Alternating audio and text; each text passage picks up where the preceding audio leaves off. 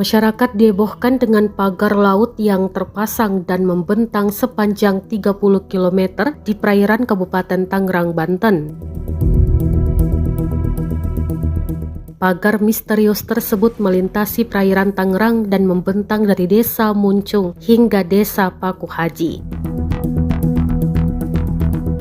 Kini, Direktorat Jenderal Pengawasan Sumber Daya Kelautan dan Perikanan, Kementerian Kelautan dan Perikanan (KKP) menyegel pagar laut tersebut. Penyegelan pagar bambu di perairan Kabupaten Tangerang sesuai instruksi dari Presiden Prabowo Subianto melalui Menteri KKP Jumat 10 Januari 2025. Menambahkan pihaknya memberikan waktu selama 20 hari sebelum melakukan pembongkaran pagar bambu di perairan Kabupaten Tangerang.